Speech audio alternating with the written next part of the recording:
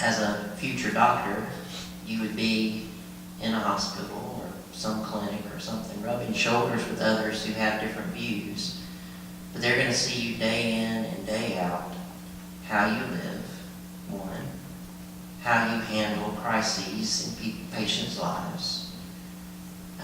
Bedside manner is huge because it's going to show your compassion.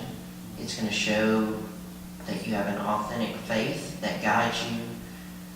They're going to watch you go through difficulties, losing a patient, having to give a patient bad news, having to deal with that family that has a Down syndrome child and telling them that information and walking them through that. And I think the colleagues over time will see the authenticity. I don't think this is a quick fix thing.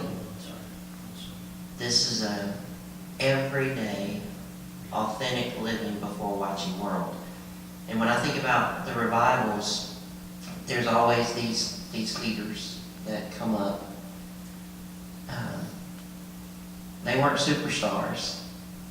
Evan Roberts, Jonathan Edwards, they're not superstars when they started. They weren't pastoring a mega church and then started leading the big revival movement. They were nobodies that were praying, living authentic lives. God recognized that. Maybe they were a layman who was living an authentic life, and God used that. And then he started connecting all the dots. There seems to be in the revivals too something that comes and takes all the sparks and pulls it together.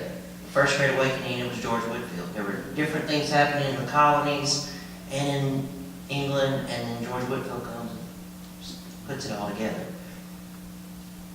But it's authentic.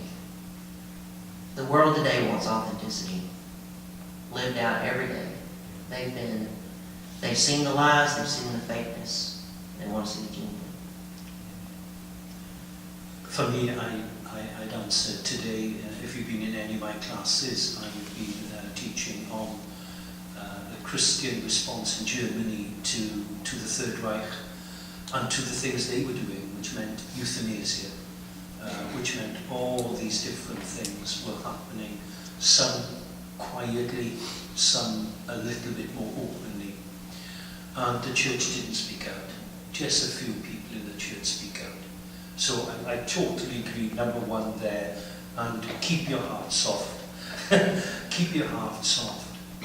But a prayer I would pray is, Lord, give us prophetic voices.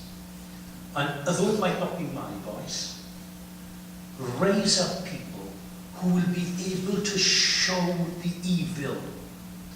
Apologists who will be able to get that through. I believe that Francis Schaeffer did that in the late 60s. And 70s. He reached the secular culture with lots of the things.